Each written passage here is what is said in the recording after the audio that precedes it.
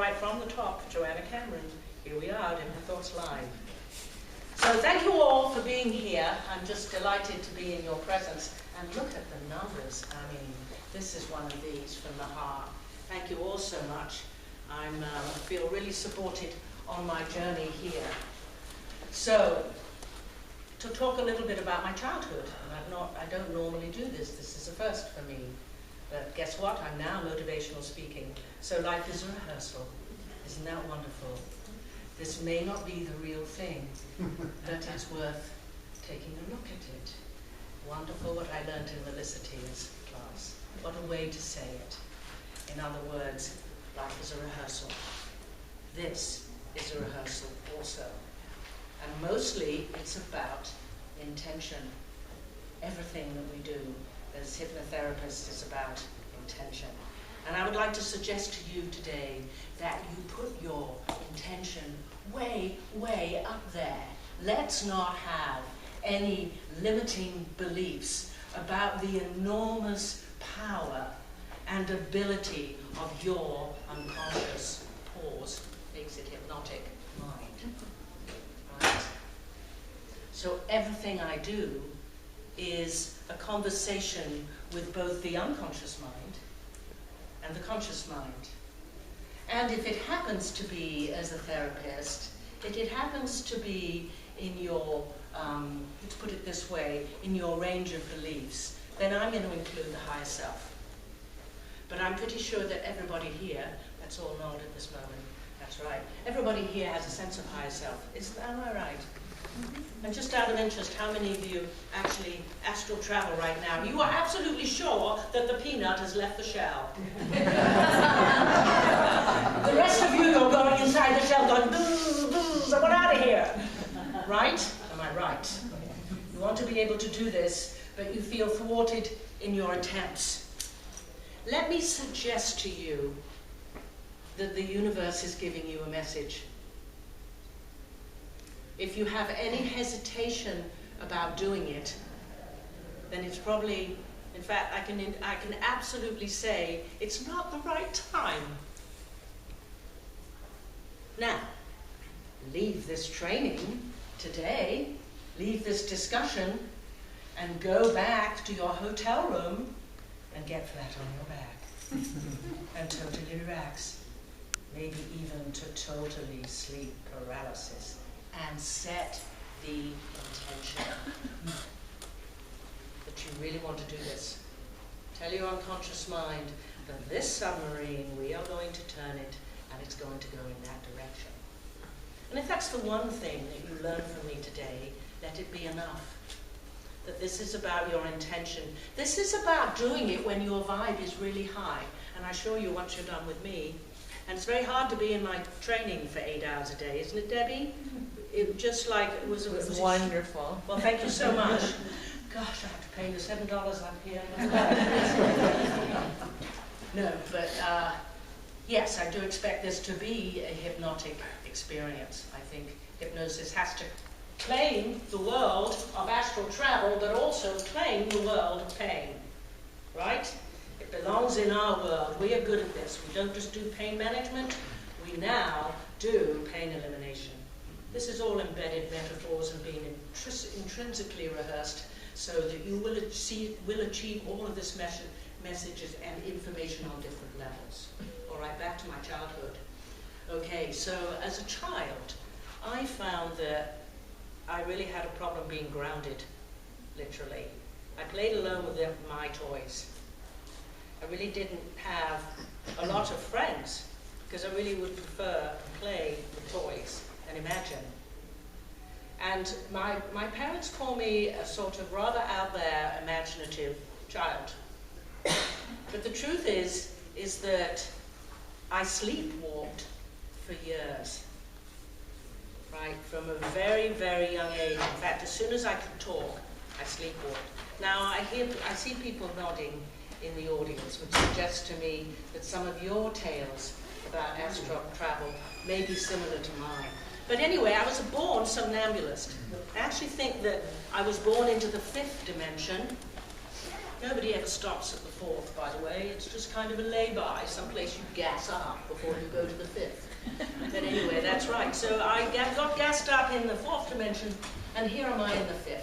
And I believe I was born that way, and my struggle actually has been related more into the 3rd dimension. The 3rd dimension stresses. But I'm a very good one to help you go boing to the 5th dimension. Right? Well, guess what? There is a beautiful prism where there is no pain, where there is no time, there is no space. So everything that you think, you manifest immediately. So, if I want a Vorpal sword made of Valerian steel, I can manifest that, bada boom, bada bing, right then and there. But oh, maybe I don't want that Game of Thrones thought. By the way, Game of Thrones is all about pain. That's what it's about. It's all about pain? It's about people and dramas, but it's also about the other side. And any discussion of astral travel must include that. And that's why I discuss this in the context of my spiritual life. So there I was, told that it was not a good idea that I kept sleepwalking. We went on holiday, you know, I'd be out, go down to Cornwall as a child, I am British, and I remember my parents picking me up from the end of some Cornish cliff where I was taking a walk at 4 in the morning. So my parents very carefully told me that I needed to stay in the bed. Would you get me in bed in command? Right? So I don't really know where it happened, but all of a sudden I was able to focus on staying in the bed. And yes, I had the motivation because of my imagination. But I had the motivation, and I suppose as a 6-year-old that was out there in the astral world, that was enough to launch. But then by the age of around 8, I felt that I was possessed with a devil. And I told my parents, I said that I have a devil inside me. And it makes me do stupid things. Including, like, it would growl at me. I have since learned that it was an elemental, but it was a growly thing, and it would tell me to do things like, notice how I swallow, because the energy comes up, but it would tell me to do things like have this twin bed that was quite heavy, and it would tell me that I had to lift it 50 times. It was like having your own sadistic game coach, was what my entity was. I did become incredibly strong, and I still am, which I have to look back at this and see the positive. So, there we are. I got the positive, but it scared me. It really scared me, because I felt that I was losing myself. I felt that I was losing my sense of fun. I felt that, and by this time actually I was already doing pantomime in British. I'd already discovered, through a very old friendship of mine that goes back 60 years, I'd already discovered the stage. So I was on stage at 5 years old, and this helped that part of me that wanted to perform. So I was astral traveling, and I was in a fairly good state of mind, but like any young person, you're just as attractive. Oh my God, we had Grimm's fairy tales, right? We had Rumpelstiltskin, which was a terribly brutal British thing. Anybody here? Yeah, you know Rumpelstiltskin. Dreadful stuff, right? And that's what I was thinking about, so that's sort of what I got out there. And it was like flying into bees. There were bees everywhere. It's like, what are all these pesky things doing in my face? I mean, they make British or Scottish midges, which are the worst. I mean, the things that you can encounter out there are really horrific. You can actually go inside anybody else's body, which is kind of cool. You know, even as a child, I was very well aware that there needed to be rules and there needed to be boundaries. But anyway, so there I was. I mean, I was fascinated with, at those stage, I mean, all of Enid Blyton's novels. I mean, basically, and she wrote the kinds of material that was made for 9 and 10-year-olds and early tweens, which was when I was floating about, right? So what happened is that I became increasingly, let's put it this way, I felt like I was losing reality to something very dark. And I felt like I was being devoured. Now, my father was a funny man, but he was by no means demonstrative in affection, which was pretty typical of British men, who of a certain age, which he would be in his nearly 100 now. So, but I do remember in a very old car, he pulled off the road because I was doing, I've got this thing, and I was to the stage that I really needed help, and I was asking for help. And I remember he pulled the car over, and then we got out of the car, and he said, okay, let's just stand here. Now, where is it in your body? He actually said it. I pointed to it. And it's like, okay, what does it look like? What color is it? Are you ready? So all of a sudden, we were doing one of these. Pull it out of your body. Right? And then, where is it? What does it look like? And so, you can imagine how amazed I was when I went to David Snyder's class about 5 or 6 years ago. Absolutely fabulous. Because this is Bandler, and then David Snyder, God love him, and this is what we did. And after that, I think it was A, the attention of my father, that he had looked after me in a very, very difficult time in my life. And B, it had gone, right? But I was scared shitless to go out there again. That's how scared I was as a teenager. I just wanted to be on this plane, and yes, I would imagine in books, in writings, I would use my imagination absolutely for this planet. And there'll be time enough for that. I intuitively knew that I didn't do anything. But then fast forward, and this was about 4 years ago, and there I was. Right, my family. It's not that we know a lot of rich people. I live near Washington, D.C. We know one incredibly wealthy family, right? And they were having this, guess what, fabulous wedding in the Willard Hotel. In the Willard room, which is like the most expensive function room in Washington, D.C. And it was formal dress. So there I am with my husband Harvey, and there we all are in our fineries, and my daughter is there, and we entered the Willard room. Bart Sarioso was playing, and I was overcome with emotion because I knew in that moment, without a shadow of a doubt, that my mother was there. Now, my mother died when I was 24, and this was like 40 years prior, so I was, 35, 40 years prior on. And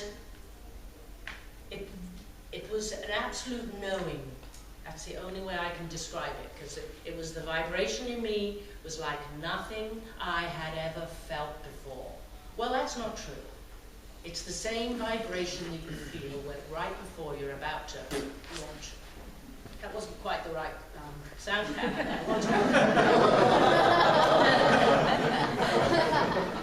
More in the DrainThatPain line, yes. So this is an up, yes. This is definitely an upping your vibe, yes. Which, that's another story, but that's what we're doing here. But anyway, I've never felt anything like that. So I did some research. I've been living in the States since my early 20s. And I left shortly after my mother died. I left England. I had a degree in all of that, and I came to the States. And I lived near Washington, D.C., and I've also lived out west. And I've done many things as a tour operator. I've looked after student tours. I still have a student travel business, which I've owned for 40 years. And I take students to historical sites, because I like to watch the lights go on. My daughter now runs that business. So, but now, as a hypnotist, This has been my passion for about 18 years, and like all of you, I have a good story about that too. But back to this story, back to the Willard Hotel.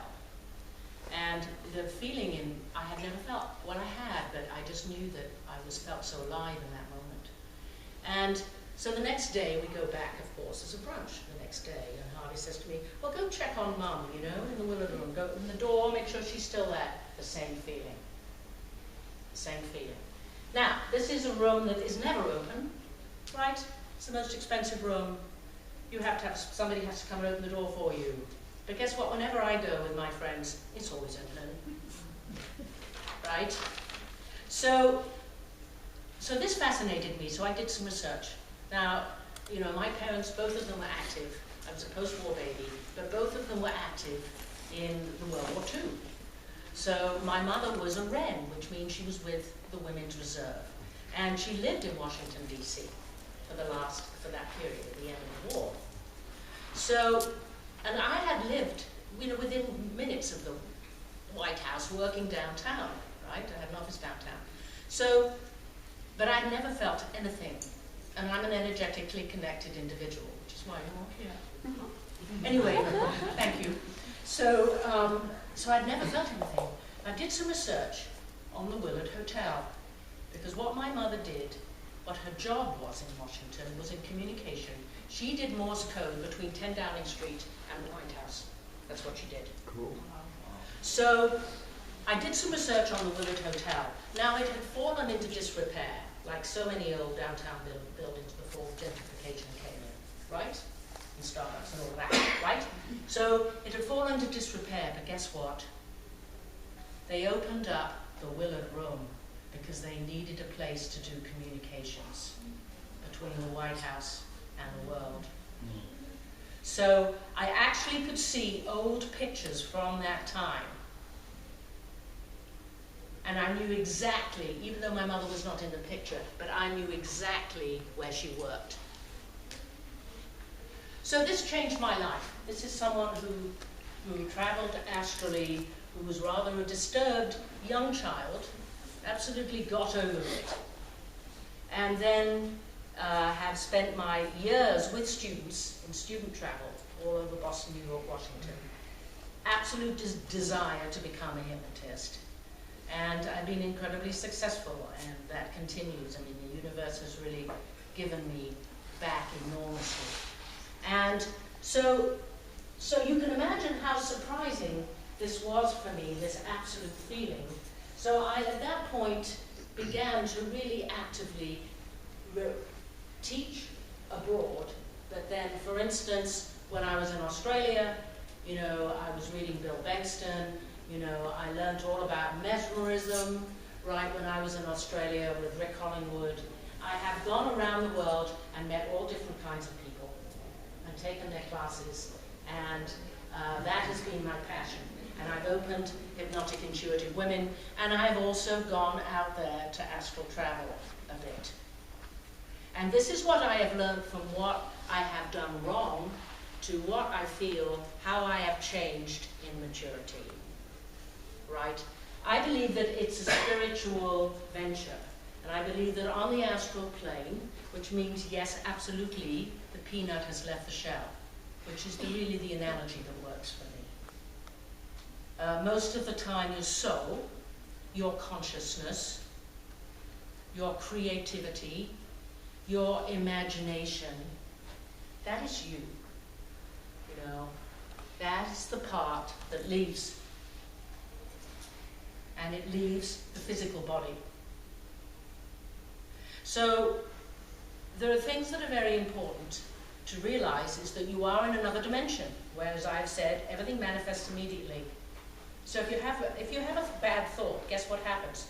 Hello, it's right there.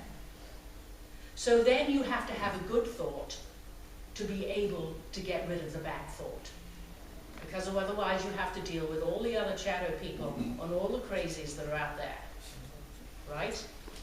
So what it has demanded from me is that I've spent a great deal of time on meditation and mindfulness. And I I decided I would not go out again without absolutely mastering lucid dreaming. Lucid dreaming is simply that you are aware of yourself dreaming. What's the first thing you need to do to be aware of yourself dreaming? Is to get a notebook. You have to have a notebook, and you have to have a pencil or whatever you write with, and you have to have it by your bed. Because, or wherever you do this, right? That is the absolute, because again, remember, it's intention. You are setting the intention that you care about your dreams. That is the first step to say to yourself when you meditate, I love my dreams. I care about my dreams. I really desire, dear sweet unconscious mind, that little 7-year-old, please, please, please, when I wake up, let me remember my dreams. And let me wake up in the best friggin' part. While we're at it. So come at it with that intention, and come at it from a spiritual place. And then when you've actually mastered waking up with the intention, going, wow, I remember that. You see, what happens with your dreaming, when you first start at the beginning of the night, you have the alpha, the data, theta states that, and then you go into this magic thing called REM, which means you become untethered. No, I'm all right. No, but then you go into this magic thing called REM. And it is out of the REM phase, once you get into REM, that once the back of part of the night time, you have less of the alpha, you have less of that and you have more REM. So the way I learned, I cannot do this by lying down at night time and saying, okay, I think I want to go to the Bellagio fountains right now. How about while they were making Ocean's 12, then I can see Brad Pitt. God, never mind, you know what I mean, that kind of thing? And that's the way I think about that, by the way. That's the way I would set up an astral dream. I'm much more interested in meeting Shakespeare, Milton Erickson, hello, Dave Ellman. Pop in on one of their classes. Watch him teach doctors and dentists how to get people out of pain. Yeah, I can do that one. Who wants to come? So that's what I'm doing. I'm doing rehearsal. I'm imagining things that I want to see in my life. And I am, first of all, going to lucid dream those things. What am I doing? I'm telling my unconscious mind, this is what I desire, because I always felt like I was in the wrong moment. I'm not quite in the right plane. I didn't hear what these people said to me. That's my experience as a child. And the stage was incredibly good for me, because here I can have all of my dimensions come out all at the same time. But it's very, very clear then that you have your intention set, you have a notebook, you decide what you're going to dream about. And then you remember the plot, so that you are aware, right, that if you're doing like me as an absolute Disney fanatic, so I will do an awful lot of Disney scenes where I change the plot and I have the different characters involved. And for many of you who don't know, on my stage show I do a Disney skit. You see, where people become Disneyland characters, and they actually become them, and then they have to tell this Iowa caucus why they should be president. And they have to come up in character and sing their theme tune. And of course, if anyone's the same character, you're loving this, aren't you? Yeah. So if anyone is the same character, then obviously the wrong one. So what I'm doing is I'm setting a stage here on stage. So I have some angst. I had some stuff going on here on the stage, right? And I have drama. This is what it's like to successfully lucid dream and then astral travel. If you're not doing well as lucid dreaming, consider it a message. that you need to be using your imagination. Right? So once you've got that down, because, and maybe it's just me, there are people, first of all, there are Facebook groups that you can join where you can chat with other astral travelers, and I do think you should join up with other people who are doing this, maybe even after this session. You can make contact. So join a group. You must have a notebook. And you must be in a very good place in your life, where you are spiritually in a good place. And then, once you have all of that together, then throw the old intention at it. And we need this big shot. This must be something that is really good. Why? Like anything, you want to motivate the unconscious mind, saying we're going in that direction, then you need to be able to see yourself in the picture. I really like being in an old Cornish, one of those beside the sea with William Shakespeare himself experiencing Macbeth. Now that's pretty cool. I can really get into that. So I make a plan. I do not project easily at night time because I tend to fall asleep, right? So I will set an alarm for the next day.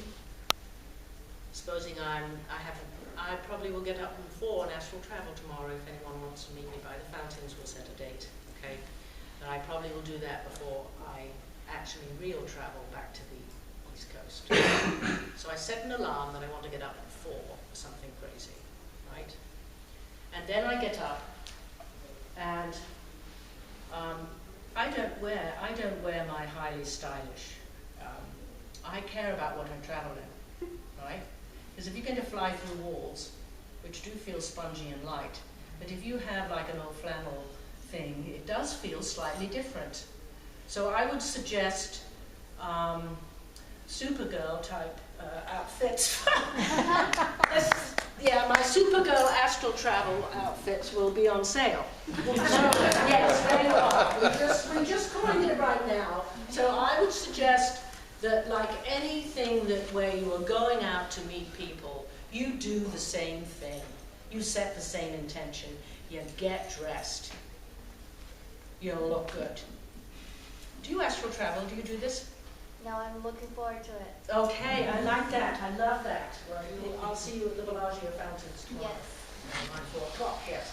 So you set the intention and you set what you want to do, right?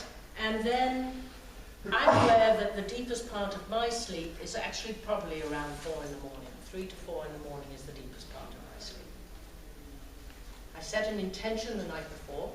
You should record your own voice.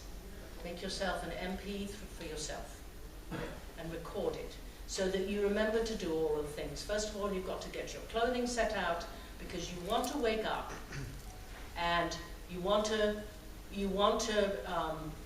get mentally prepared or visualize for the experience before you get down into your bed or on a seat or however you're going to do this. But it's not suggested that you do this with a partner. It's in the same bed. It's like in the middle of, where are you, darling? You're right there, are you? At that moment, you will come slamming back into your body so quickly. Or if you have animals, right? I tend to astral travel more on the same, because I have masses of cats, although I've pretty much gotten used to my cats. They don't really bother me right now, but they do absolutely come close. When I'm about to go anywhere, it's like the deer outside are all lined up, all my totem animals, and the cats are all sitting there. It's like, already yet? So, for me, I need to get up. I actually have a coffee maker. I have a cup of coffee. And then never look at anything. You don't want to look at your cell phone. You don't want you set the goal. Now, to be honest, I decided if I was going to talk about this, I was going to talk about my background, I would absolutely talk about how I astral travel. I astral travel from a high vibration, right? And of course, one of the highest vibrations is orgasm. Are we ready for this? How good is this? Yes. So, you can do this with a partner, but obviously, you know, there you are having a wonderful time at 4 in the morning, and it's like, sorry dear, I've got to go now.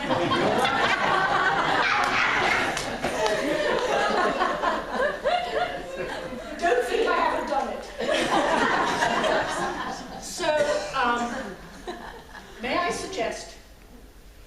suggest that you find other ways. There's a 4-syllable word, masturbation. Men and women. So there you are, highest vibe I know. Now, you don't want to just reach orgasm and go, jump! Because that's a bit of that's really like taking off with a rocket. Right? Dare I say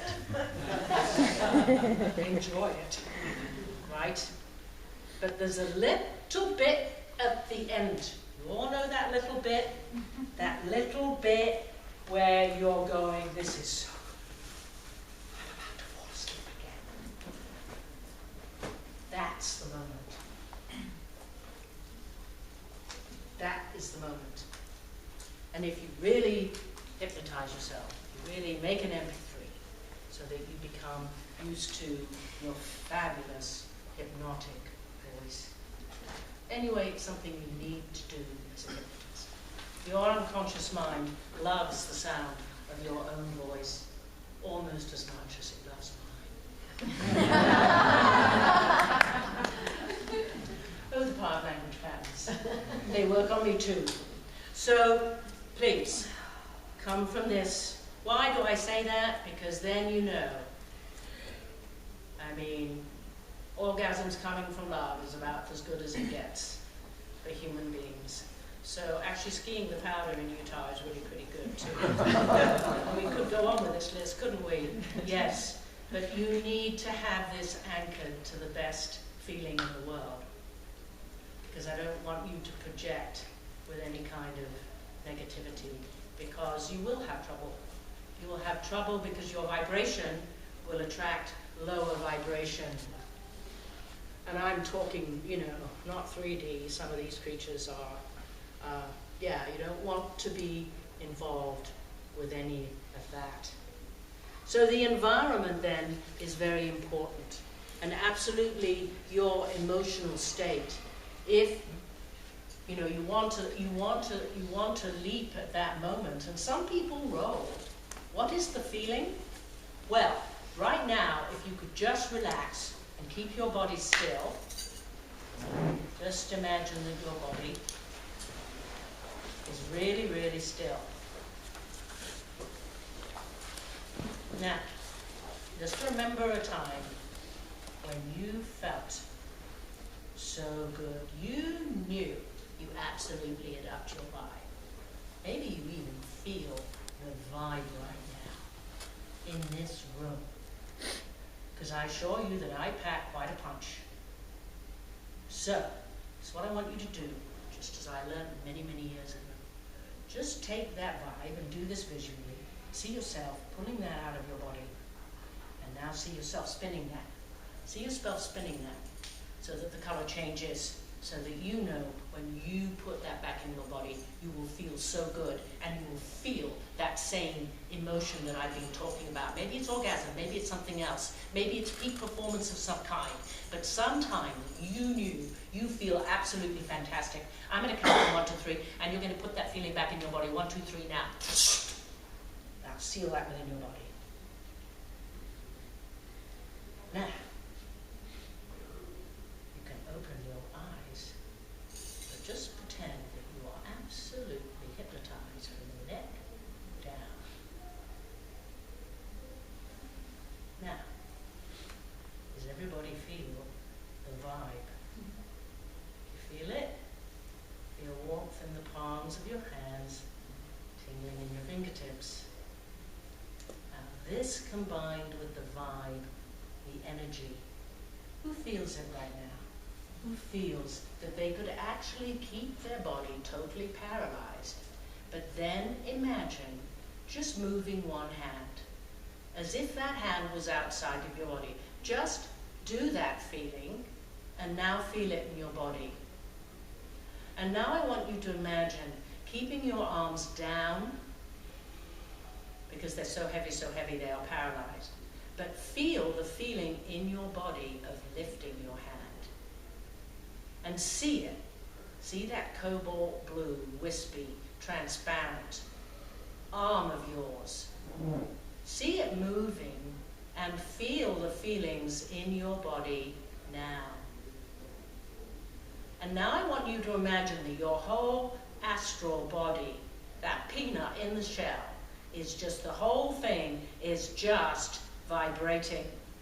The whole thing is just vibrating. It cannot wait to get out there. It cannot wait to play that part in that show. It cannot wait to go back in time. It cannot wait for you to imagine those experiences that gave you such joy. One of my favorite is, I went on a Disney cruise with Chelsea, my daughter, when she was 12 or 13. I visit that one all the time. To be with my daughter and for us to both be absolute Disney fanatics. And oh my God, that cruise ship, they played them non-stop. And the fun we had. So, feel that feeling. And now just imagine yourself actually catapulting that peanut right out of there. At the count of 3. 1, 2, 3. How many people can actually see their body down below? How many people can actually physically, you can raise your arm, how many people can actually right now have an out-of-body experience and see their body below? Thank you, sir. Thank you. Thank you.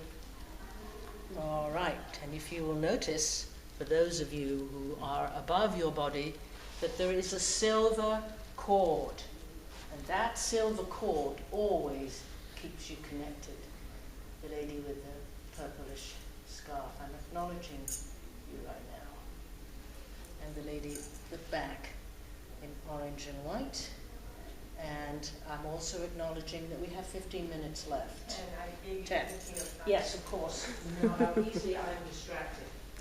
So coming up now, 1, 2, 3.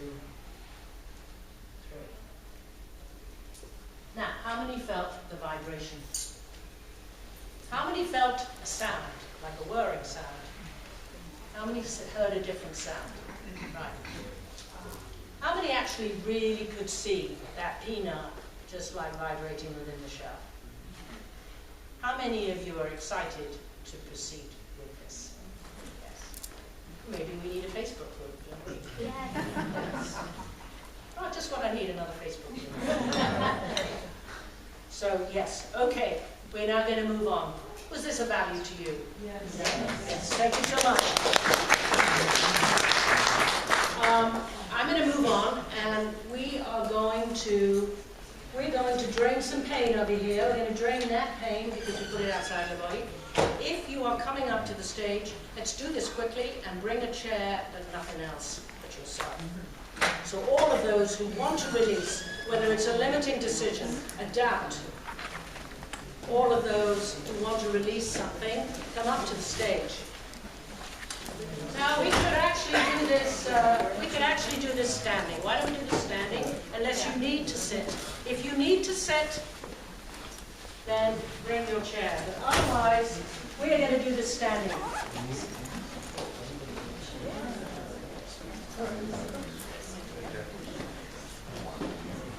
Yes. Trying to sort out my tether. Wow, the whole class. Is this fascinating? The lady with the camera. Yes. Well, this is fascinating. Fabulous. Would somebody like to count the numbers of people and tell me afterwards? That would be most helpful. Thank you all for coming up. Thank you all. Can you adjust the camera so we at least get quite a few of them in? All right. Now, if you have a major release and you really start crying and laughing and just you're filled with surprise and joy, make sure you get in there. Okay. Where is it? Remember, that means if you're on the ends doing this behavior, you'll want to come and get in the camera. Would that be a good idea, right? Because that's one of the things that drives me about this work is the incredible feelings that I see and the incredible healing and the emotional changes that I'm privileged enough to see. All right, am I totally blocking the camera now, besides getting tied up in... There we are. Okay, so thank you all for coming up here. I'm going to do this quite quickly, and this is really conversational hypnosis. Okay, so just make sure you can stand here right now and just relax. That's right, just relax. Just relax. Now, whatever the issue is, whether it's emotional pain, physical pain, whatever it is, at the count of 1, 2, 3, I want you to put a number on it between 0 and 10. All right? The count of 3. I want you to point to it and give me a number of where the intensity is now, with 0 being at the lowest. 1, 2, 3. Out loud. 7. 4. 7. 8. 7. 7. 8. 9. 7. All right, 8s. 8s, come up here, please. Up here if you're an 8. If you have an 8, come center stage. I want to see those 8s. All right. Now, this is what I want you to do. Whatever it is, and you do know, just listen to this. First of all, we all have body minds. We all have ways of communicating. Just as you're nodding right there. Now, I want you to nod from the level of your body mind, your unconscious mind. So I want you to close your eyes right now. Just close your eyes. And as I'm speaking now to your fabulous body mind, is it okay for your body to give me a signal, like a head nod, for yes? Just give me a signal for yes, so that you know this is a different signal. This is not your normal yes nod. You know it is a different signal. All right, excellent. Now open up your eyes again. Now, listen carefully. Close your eyes. Do you know the difference? For the person doing that, if you could stop that energetically right now, sir. No, just that it bothers me. Thank you. So for the person, for all of you right now, just relax your shoulders right here. Just relax your shoulders right here. Now, does your body know the difference between this old, chronic message and new stuff that you'd have to go to the doctor? But are you sure this is old stuff? It's a worn-out message. It's chronic. It's a message you don't need anymore. And when you're sure that it's chronic, please nod your head. Please nod your head. It's old, is that correct? Tell me, what is it? Grief. Okay, can you let go of it today? Yes, you can. Just relax, right? Just relax. This group, this powerful group, our powerful intention is with you, so that you let go of that today. Because that's your intention. We're standing right with you. Now, for all of you, I want you to go up above this room. Take the ceiling off and see yourself being supported by all of you. Now look down on yourself and ask your unconscious mind to float. And whatever this issue is, whether it's grief or whether it's something else, just trust your body mind, because I want you to go back to the initial sensitizing event of whatever that is that's underneath it. What is the prime concern of the unconscious mind here? So Ask yourself that. And maybe it was before, a previous lifetime. Whatever it is, just trust your unconscious mind. And now float back into the past and go right above that. You have legs of steel that are supporting you, along with all of us. And your conscious mind is listening, and your unconscious mind is listening. But go back to the beginning. Go back so that you're right above it. You're right above that event. Now stay above it. Make sure that you can see yourself in the picture. What is it that you need to learn from this event?